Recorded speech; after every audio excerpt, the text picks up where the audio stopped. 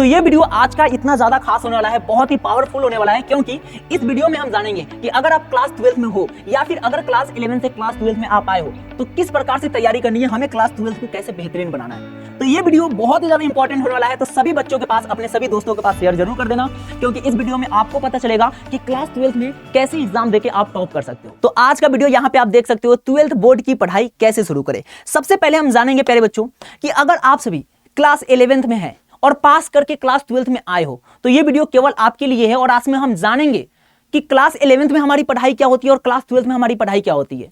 बहुत बच्चे हैं, कम से कम 100% में से 80% बच्चे ऐसे होते हैं जो क्लास 11th में पढ़ाई नहीं करते हैं, चिल मारते हैं, सोचते हैं कि भाई क्लास 12th में पढ़ेंगे, है ना। घर पे भी मम्मी पापा बोलते हैं कि क्लास 12th में अगर बोर्ड में नंबर नहीं आएगा तो फिर तो समझ लेना। बस उसी बातों को हम दिमाग में घुमाते हैं और कहते हैं कि क्लास 12th में पढ़ना है ना, क्लास 11th हमारे लिए क्या है। तो अब क्लास 12th आ गया है, अब उन बातों को तुम रिपीट करो जो तुम्हें याद आती थी कि क्लास 12th में पढ़ेंगे, बोर्ड का एग्जाम दे, टॉप करेंगे। ठीक है, तो यहां पे आप सभी देख सकते हैं बेटा, क्लास 12th सिर्फ एक क्लास नहीं होती, यह आपके लिए कॉलेज, करियर, कंपटीशन एग्जाम की नींव होती है। जिस प्रकार हम एक घर बनाते हैं और घर बनाने में हमें एक नींव डालने की जरूरत होती है ना, नींव पड़ती है ना, मतलब कि वो ईंटा जिससे नींव पड़ती है वो पूरे मंजिल को, वो पूरे दीवारों को मजबूत बना के रखती है। सेम वैसे ही हमारा क्लास 12th होता है। अगर क्लास 12th आप सही तरीके से पढ़ोगे, क्लास 12th में आप अच्छे से मेहनत करोगे और आप अपने बेस को मजबूत करोगे तो बेटा आगे आने वाले हर कंपटीशन एग्जाम को आप क्रैक कर सकते हो।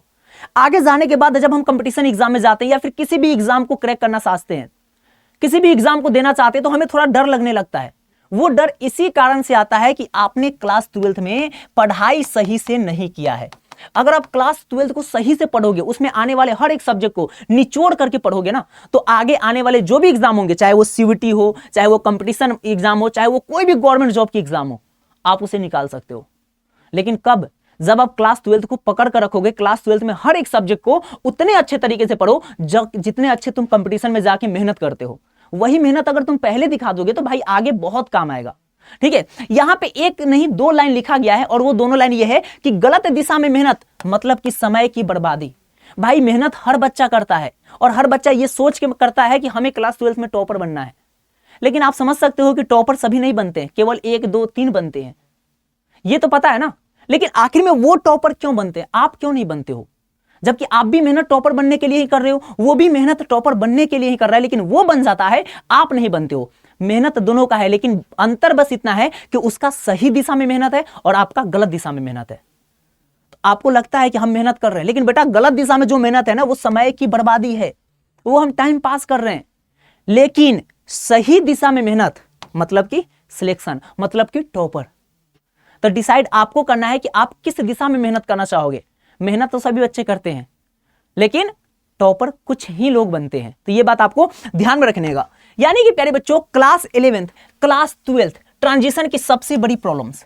अब सबसे बड़ी प्रॉब्लम यहां पे ये आती है कि अगर क्लास 11th में कोई बच्चा है और वो क्लास 12th में आता है, तो फिर उसे भाई ये समझ में नहीं आता है कि अब हम पढ़ाई कैसे शुरू करें। क्यों? क्योंकि क्लास 11th तो वो बिल्कुल छोड़कर आया है, क्लास 11th की पढ़ाई वो तो बिल्कुल छोड़ दिया है, और क्लास 12th में आने के बाद तो भाई पढ़ाई शुरू करनी पड़ेगी, क्योंकि हमें अच्छे नंबर से पास होना है।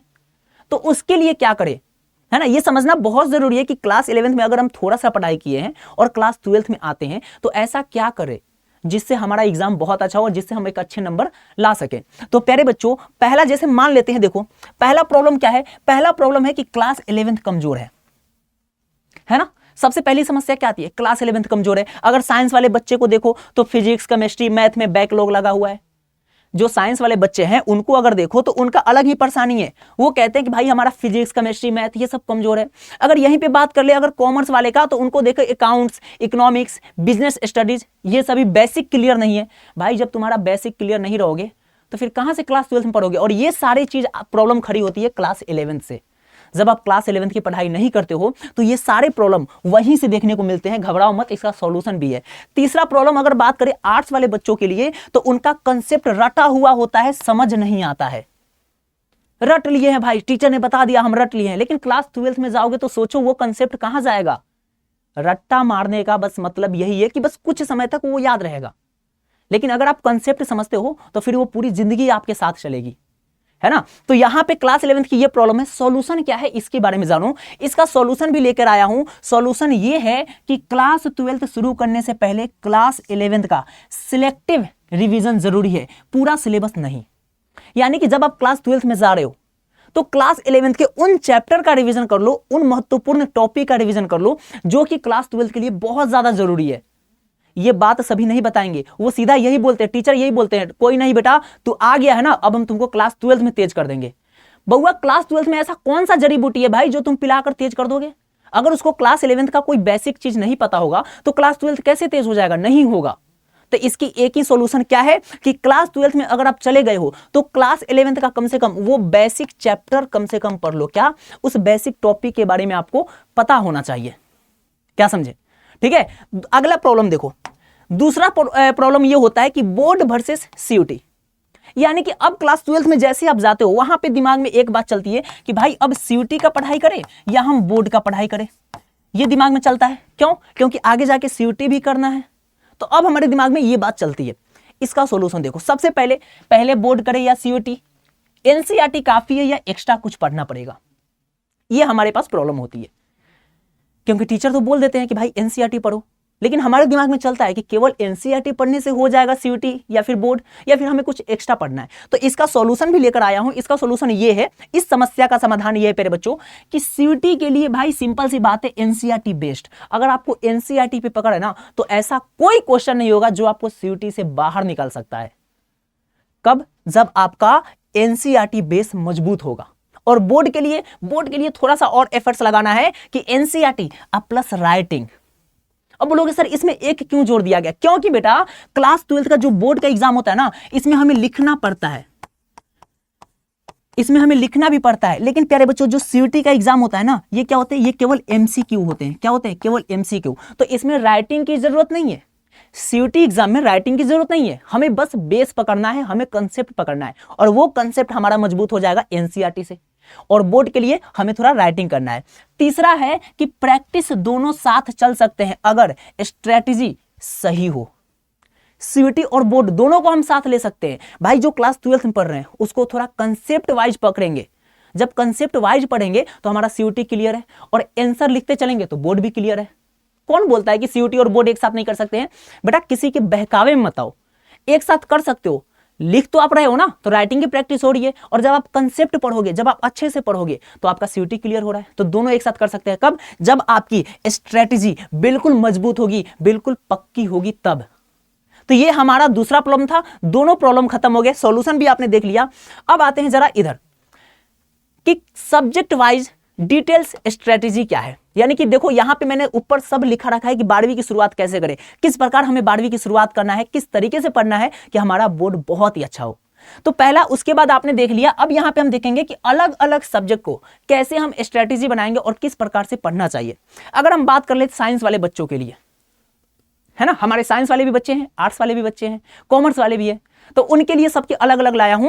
पहले साइंस वाला को देख लो कि जैसे मान लो अगर फिजिक्स की अगर हम बात करें हिंदी मीडियम से, तो फिजिक्स में प्रॉब्लम क्या आती है भाई? सबसे बड़ी प्रॉब्लम ये होती है कि न्यूमेरिकल्स से डर लगता है और फॉर्मूला याद नहीं होता है।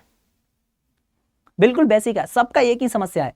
क्या? तो हमें प्रॉब्लम्स होती है कि न्यूमेरिकल्स से हमें डर लगता है, न्यूमेरिकल्स बनते नहीं है और फॉर्मूला याद नहीं होता है। इसकी स्ट्रेटजी क्या है बेटा? पहले यह है कि पहले कंसेप्ट वीडियो देखो। अगर आपको दिक्कत हो रही है तो पहले हम क्या करेंगे? कंसेप्ट वाला वीडियो देखेंगे, पहले कंसेप्ट समझेंगे। जब हमें कंसेप्ट समझ में आएगा तो न्यूमेरिकल्स खुद बनेगा। और दूसरा, एनसीईआरटी एग्जाम्पल, उसके बाद 20 से 25 न्यूमेरिकल्स रोज बनाओ। पहले हम एक वीडियो देखेंगे जिसमें हमें पूरा कंसेप्ट क्लियर होना चाहिए, उसके बाद हम एनसीईआरटी के एग्जांपल्स को पकड़ेंगे, एनसीईआरटी के एग्जांपल को पकड़ेंगे, उसको सॉल्व करेंगे, और उसके बाद डेली कम से कम 20 से 25 न्यूमेरिकल्स डेली बनाओ। देखो कैसे नहीं होता है, बिल्कुल हो जाएगा। एक अच्छी तैयारी होगी, एक अच्छी रणनीति होगी।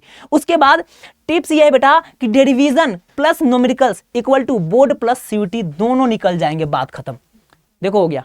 मैंने बोला था ना कि साथ लेके चलेंगे, बोर्ड और सीयूटी दोनों हो सकता है। कब? जब आप न्यूमेरिकल्स भी बनाओगे और जब आप डेरिवेशन भी करोगे तो दोनों आपका क्लियर हो जाएगा। अगर हम बात कर ले अपने आर्ट्स वाले बच्चों के लिए, अगर आर्ट्स वाले बच्चों के लिए बात करें तो यहां पे सबसे एक मैंने सब्जेक्ट ले लिया है इकोनॉमिक्स, है ना। आप ज्योग्राफी ले लो, पॉलिटी ले लो, ठीक है, हिस्ट्री ले लो, इकोनॉमिक्स ले लो, कोई दिक्कत नहीं है। मैंने क्या लिया है, मैंने यहाँ पे लिया है इकोनॉमिक्स। बेटा इकोनॉमिक्स इसलिए लिया है कि इसमें न्यूमेरिकल्स आते हैं और बच्चे न्यूमेरिकल्स में कंफ्यूज होते हैं। लेकिन यहाँ पे भी न्यूमेरिकल्स में सेम समस्या क्या है कि diagram plus theory, numericals with logic.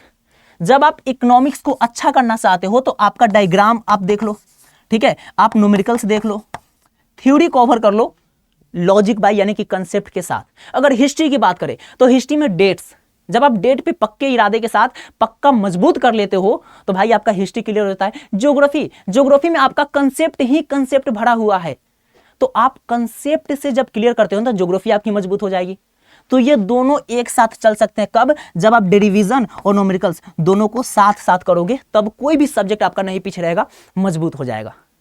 Clear. अब थोड़ा सा आगे बढ़ते हैं। यहां पे बोल रहा है कि कॉमन मिस्टेक जो हिंदी माध्यम छात्र करते हैं, कुछ कॉमन मिस्टेक है जो सभी बच्चे करते हैं। जैसे ही आप देखे होगे आपको पता चल गया होगा, बिल्कुल सर ये मिस्टेक तो हमने भी किया था, है ना। यहां पे देखो पहला क्या है, इंग्लिश कंटेंट ब्लाइंडली फॉलो करना। बिल्कुल हम आंख बंद करके एकदम करते रहते हैं, कोई दिक्कत नहीं है भाई। पहले पता तो करो कि वो चीज सही है या नहीं है। जरूरी थोड़ी है कि भाई किसी ने पढ़ के वो पास कर लिया तो वो हमारे लिए भी सही हो, ऐसा थोड़ी है। दूसरा, नोट्स नहीं बनाना। बहुत बच्चे तो ऐसे ही छोड़ देते हैं कि हाँ ये छोटा चीज है, इसको तो हम ऐसे ही याद कर लेंगे, नोट्स नहीं बनाते। वही सबसे बड़ी मिस्टेक है, क्योंकि हर छोटी चीज जिंदगी की बड़ी घाव बन जाती है।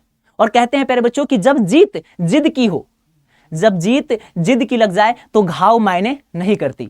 तो प्यारे बच्चों यहां पे आप ध्यान रखो कि दूसरा समस्या ये है, मिस्टेक है कि नोट्स नहीं बनाना। और तीसरा, PYQs इग्नोर करना। बहुत बच्चे प्रीवियस ईयर क्वेश्चन को छोड़ देते हैं, टीचर जो MCQ करा रहा है उसी को कर रहे हैं, उसी को कर रहे हैं।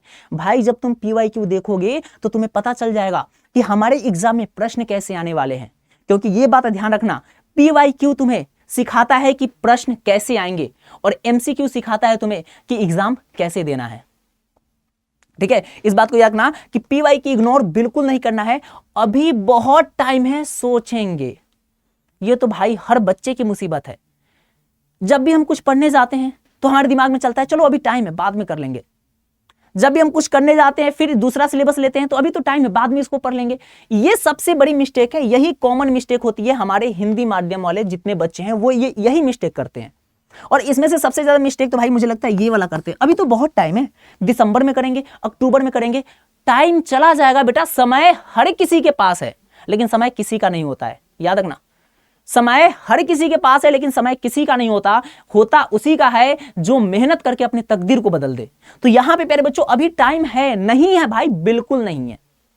ये दिमाग में रखना है कि आपके पास टाइम बिल्कुल नहीं है। तो ये कॉमन मिस्टेक है, इसको अगर आप नहीं करोगे तो भाई आप टॉप बन सकते हो, आप टॉपर्स के लिस्ट में आ सकते हो। याद रखना मेरी बात को। तो ये मिस्टेक हमें क्या करना है, नहीं करना है।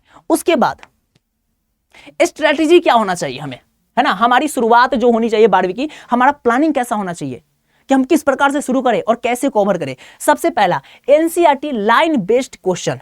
देखो क्या बोला, यहां पे बोल रहा है NCERT लाइन बेस्ड क्वेश्चन, यानी कि आप NCERT के हर एक लाइन को बारीकी से पढ़ो, हर एक लाइन से सही तरीके से पढ़ो, हर एक लाइन को एकदम बिल्कुल इग्नोर नहीं करना है। उसमें MCQ ढूंढो, उससे क्वेश्चन बनाओ, तब आपकी तैयारी मजबूत हो जाएगी। दूसरा क्या होना चाहिए, कीवर्ड हाइलाइटिंग, यानी कि जब आप नोट्स बना रहे हो ना तो उसमें एक एक वर्ड ऐसा रहता है जो हमें लगता है कि भाई ये बहुत इंपॉर्टेंट है, तो उसको हाईलाइट कर दो, उसको अंडरलाइन कर दो या फिर उसको हाईलाइट कर दो एकदम, ताकि जब भी हम बुक खरीदे, जब भी हम बुक पलटे या फिर जब भी हम कॉपी पलट रहे हैं ना तो हमें वो चीज बिल्कुल सही से दिख जाना चाहिए।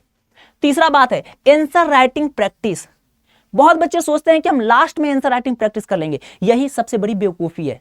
तुम शुरू से लग जाओ, है ना, क्या करो, तुम शुरू से लग जाओ और शुरू से ही लगकर आंसर राइटिंग प्रैक्टिस करना शुरू कर दो। क्यों, क्योंकि उस समय तुम राइटिंग तो सही कर सकते हो, उस समय तुम टाइमिंग सही नहीं कर सकते हो। लास्ट में तुम आराम से लिख के थोड़ा बहुत राइटिंग सही कर लोगे लेकिन टाइमिंग सही नहीं कर पाओगे। टाइमिंग आपकी तभी मैनेज होगा जब आप शुरू से आंसर राइटिंग प्रैक्टिस करोगे। और चौथा काम क्या करना है, डेली टाइम टेबल, यानी कि अपने डेली का बेटा टाइम टेबल बना लो।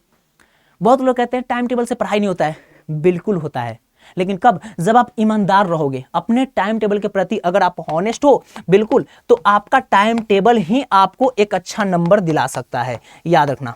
आपका टाइम टेबल ही। तो एक टाइम टेबल स्टूडेंट का होना ही चाहिए। जिसके स्टडी टेबल के पास टाइम टेबल नहीं लगा हो ना, समझो वो स्टूडेंट अपने प्रति हॉनेस्ट नहीं है, अपने प्रति ईमानदार बिल्कुल नहीं है।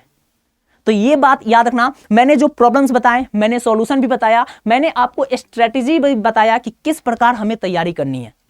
अगर इस तरीके से आप अपने क्लास 12 की शुरुआत करते हो तो बेटा आप एक बेहतरीन नंबर नहीं, आप टॉपर के लिस्ट में आ सकते हो, टॉपर बन सकते हो और अपने माँ बाप को प्राउड फील करा सकते हो कि देखो हम आपके ही बेटे हैं, देखो हम आपकी ही बेटी है, जिसे लोग कहते थे कि ये कुछ नहीं कर पाएगा और आपको उस बात पे शर्म आती थी, लेकिन आज मैंने वो कर दिखाया है। आप अपने गांव में, आप अपने समाज में, आप अपने शहर में, आप अपने राज्य में गर्दन उठाकर बोल सकते हो कि हमारा बेटा आज टॉपर है, हमारी बेटी आज टॉपर है। तो उस पल को लाना बहुत बड़ी बात है और वो पल, वो समय, वो क्षण तुम्हारे माता पिता के पास तभी आएगा जब तुम इसके हिसाब से काम करोगे। इस वीडियो में जो जो चीज मैंने बताया, जब उसे तुम कवर कर लोगे ना, तो वो प्राउड फील होगा तुम्हारे माता पिता को। उस दिन वो समझेंगे कि आज मैंने एक बेटे को जन्म दिया है तो बिल्कुल सही किया है, आज हमारी बेटी जन्म ली है तो बिल्कुल सही चीज के लिए ली है। तो प्यारे बच्चों, वीडियो कैसा लगा कमेंट बॉक्स में जरूर बताना कि आपको ये वीडियो स्ट्रेटेजी, इसका प्रैक्टिस कैसा लगा, और सभी दोस्तों के पास शेयर जरूर करना, लाइक जरूर करना। मिलते हैं आप सभी से फिर से एक ऐसे ही धमाकेदार और पावरफुल वीडियो के साथ। तब तक करो कुछ ऐसा कि दुनिया करना चाहे आपके जैसा। Have a nice day, God bless you, wonderful time. जय हिंद, जय भारत।